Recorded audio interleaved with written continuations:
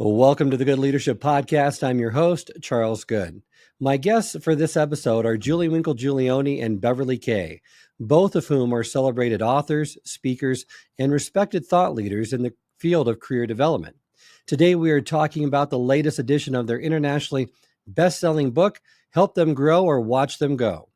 Julie and Bev are going to share insights with you on why career development should be a daily conversation, practical tools leaders can use to help their teams and organizations grow, and why these strategies are more important than ever for creating a thriving workplace culture.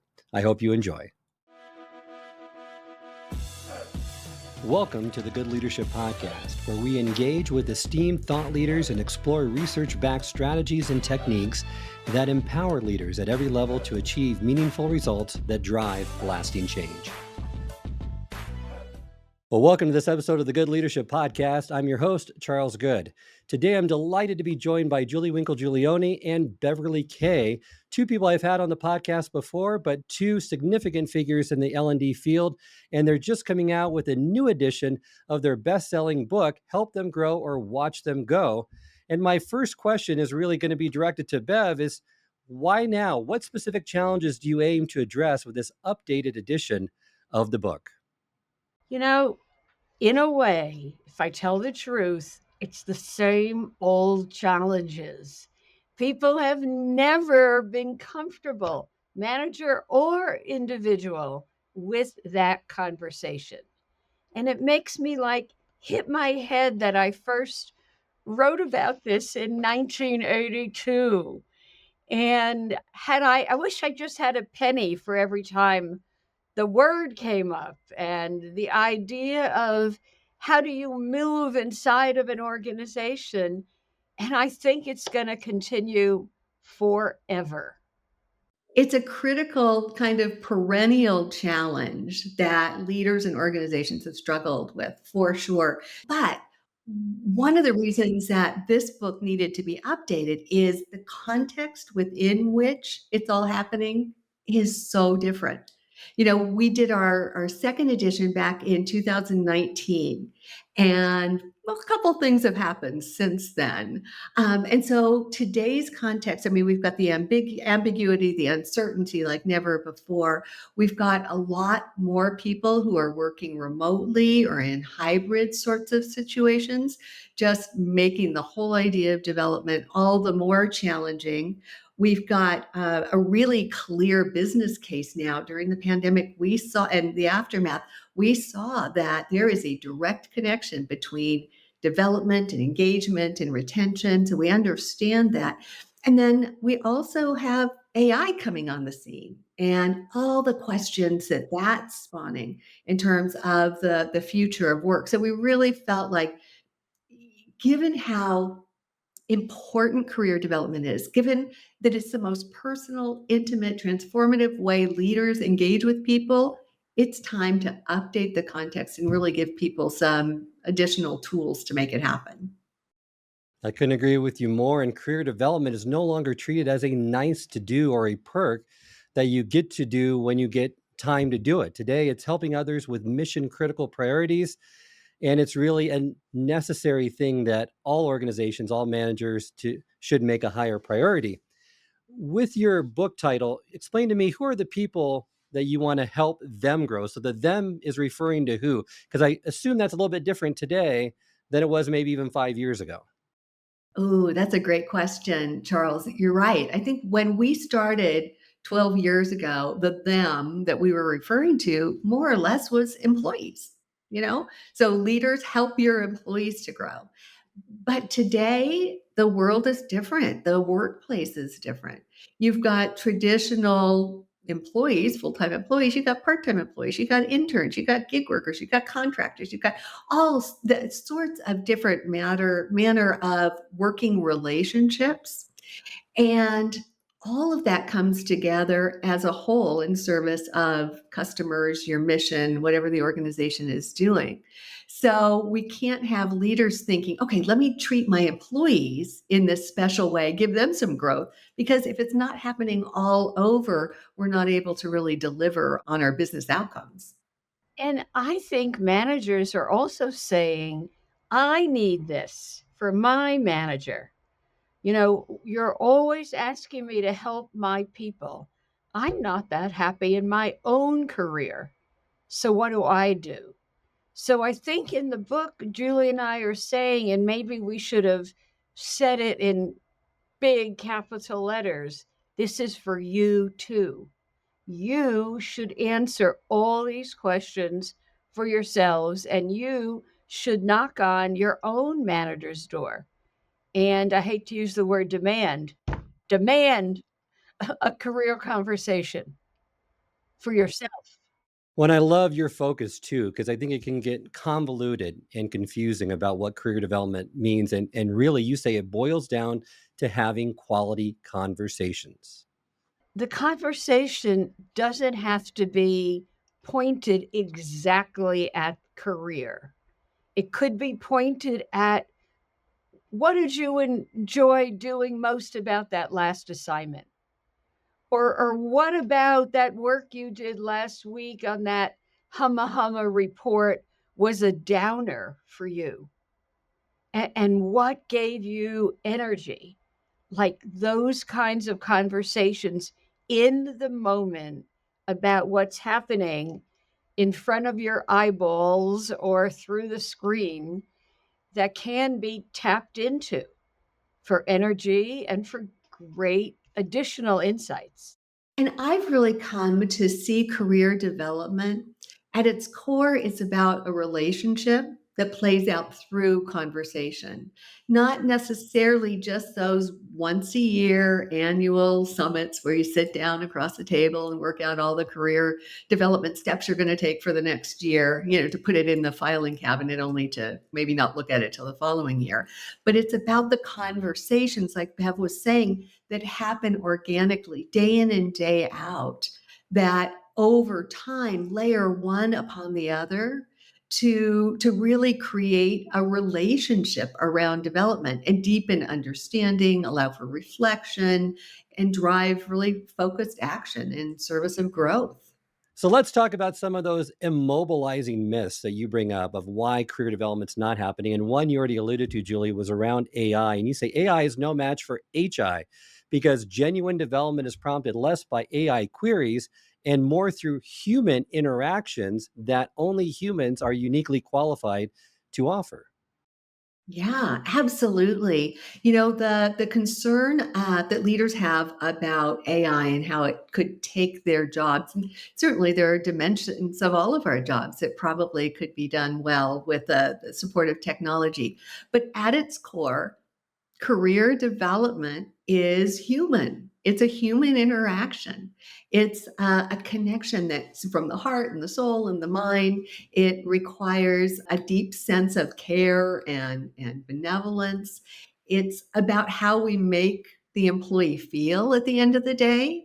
And no matter how great that bot is, it's not going to create those kinds of outcomes and be able to inspire the kind of reflection and an engagement that we're looking for from career development. And I think there's so much to be gained from looking at the person's face, not just the voice. I when my husband and I argue sometimes, I say to him, "You're yelling at me," and he'll say, "I'm not yelling," and I say, "Your face is yelling." And he says, "Well, don't look at my face." Well, I can't help it. But there's something about the intonation and the conversation. I was taught that it is the message, the music, and the dance that makes up the communication style, and not just the words that come out of my mouth. And I think all three on the part of a manager, when you can do it on video, or better yet, face to face, there's so much more to take in, so much more data. I'm going to steal that, Bev. I like that a lot. So let's talk about those there's two other myths that I want to unpack. First, Bev, the one that's been common since the beginning of time is there's not enough time. What is your argument to counteract that? Maybe you have the wrong conception of time. We're saying maybe a minute here and a minute there, maybe capturing a moment when you notice that an employee is having trouble, or employee is looking bored, or employee is looking worried. Anything that you can ask about. Well, what's going on with you? When you answer that question that I thought was easy, and I saw you get stuck on it. What's going on? Maybe it's the what's going on with you right now. And if they can't answer it, they'll say, let me think about that. And Julie and I both believe in the let me think about that means the person will sleep on it that night. And it will really think. And maybe that's what we're after. I love that, Bev. The wrong conception of time. I think that this myth is also rooted in the wrong conception of career development. If we think about career development as one more task to be added to an already lengthy list of to-dos, it's not going to get done. But when we reconceive development as a series of ongoing interactions, as a way of stealthily just slipping in some questions into what you're already doing that help to elevate awareness and motivation and action, then suddenly it's not about the time. It really is about the intention that you're bringing to just wring more development out of whatever is happening around you. And it's asking the question when it looks like there's no time to ask it. Maybe it's a couple of seconds. I noticed you sighed when I talked to you about the Humma Humma project. What was that sigh about? And if they can't answer it, they'll think about it. So it's ask, maybe. Well, the other one I think is a little bit more recent. I haven't heard this maybe prior to 10 years ago, but especially in the last few years. Employees need to be responsible for their own development and careers. I get that pushback a lot from organizations to say, we just don't have time. And if they want to move up, they need to take responsibility. Julie, talk to me about that and why that really is not necessarily true. Nobody's going to argue with the fact that employees have to own their own careers. Nobody's going to care more. No one else can drive it forward. Employees got to own it. But they're not in it by themselves. I think so over the years, as this philosophy has emerged, a lot of managers and leaders have thought, phew, off my plate, over to you. And they can't do it. Employees can't do it alone. No one can do it alone.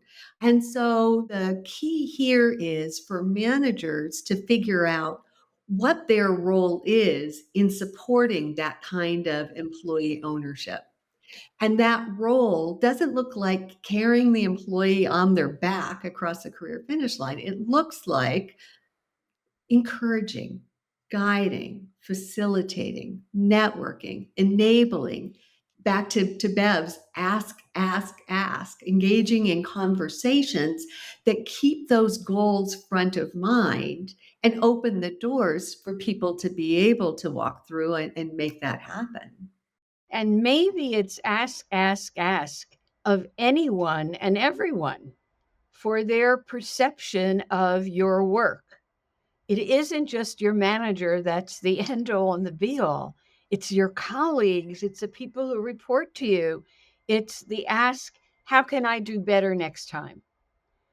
So big constellation around us that we don't take advantage of, I think. That's a really important point, gathering feedback from those around us, but also relying on those around us beyond our manager for the support that we need to grow. I frequently will talk to organizations about, development's a team sport. It's not an exclusive relationship between manager and employee.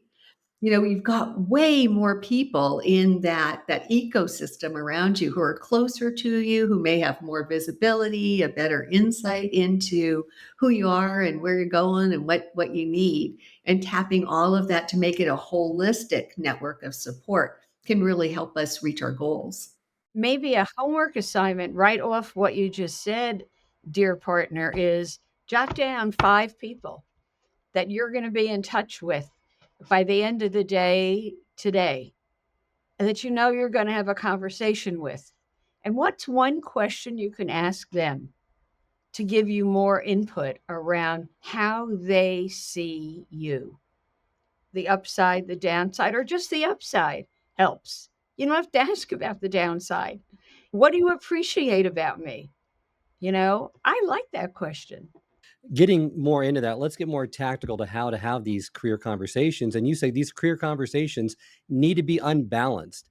If you do your job well, then you're hopefully, doing what, less than 90% of the talking. Or it's another lecture at, or it's another pontificating, about how I did it. And I think for a lot of leaders, it's hard not to. We talk about gag your reflex action, Julie and I. It's, well, I did it again. It's hard. It is. And yet it's absolutely essential because back to what we were just saying, employees need to own their career and they're not going to own it if you're shoving it down their throat. And a lot of managers, leaders, it's well intentioned, but they're doing the heavy lifting, the hard work for the employee. And it needs to be switched around. And, going back to this theme of conversation and asking, if as a leader, I see my role as a facilitator of someone's development, then I'm going to play that role out in the form of questions because it's a little bit of a Jeopardy game here. I'm going to be asking the questions that then mean we got to leave the space for people to be able to answer. And that's where the words and the gold live. So they should be doing 90% of the talking during these conversations. And you also say that you need to grow your CQ, your curiosity quotient. And Bev mentioned one of those is that gag your fix it reflex. Be more curious, ask more questions. Don't try to control the conversation. Like you said, Julie, let them own their career and move it in a direction that they see best fit. And there's nothing wrong to saying, I'm not sure I followed you. Can you give that to me again with other words? I mean, sometimes you really didn't follow them, and it's still a good question to ask. But it's great to get them to think back on their own words and maybe elaborate on a few of them. Yeah, you're really And good at that. that's great conversation. Yeah, you're really, really good at that. I think the second cousin to this that's worth mentioning is silence as well. Because, we're as a society, we're not all that comfortable with silence. We're filling it with, all sorts of things. And some of the questions that one might ask in this context, they're deep. I mean, they are asking people to go through the gray matter and really do some reflection. And they're not going to have that answer in a nanosecond. And so I think the curiosity gets backed up with the silence, being okay with it. It's sitting there for a moment, letting people really figure out what their answer is. There's a therapist or a psychiatrist, I'll bet you'll mention the name, it jumped out of my head, who says, don't worry about them not answering because they will go home and sleep on it. And I love that idea of somebody saying, I got asked a question today that I couldn't answer, and mull it over and then come back and say, I had an insight, but it took me a night of sleeping on it to get to that insight. Well, and summing that up, closure, like you state, is overrated, right? Give the focus on asking questions, and you can't say it enough. You don't have to have all the answers. Neither does the employee. In fact, not having the answers may actually drive more thought, like what we're talking about. And the person who said that was Bluma Zygarnik. Is that right, Julie? The Zygarnik effect. Sleep on it and it'll appear. Unfinished business has to get Right. finished one way or the other. So there's 3 parts that you kind of unpack. Is first is part of these career conversations is the hindsight part, where you have to look backward to develop a deep understanding of where the employee has been, what they love, what they're good at. And a lot of time during this hindsight part of these conversations, people focus on their weaknesses with which they're more aware of, but they sometimes kind of minimize their strengths because they're just not as aware of what those strengths are. And that's a nice area to kind of expose and to build upon during this part of the conversation. And I remember that famous exercise where you ask a room to jot down all of their strengths, and people suffer over it. But the minute you switch it to now jot down your weaknesses, you see smiles and people are writing a mile a minute. Darn it. Why do we do that?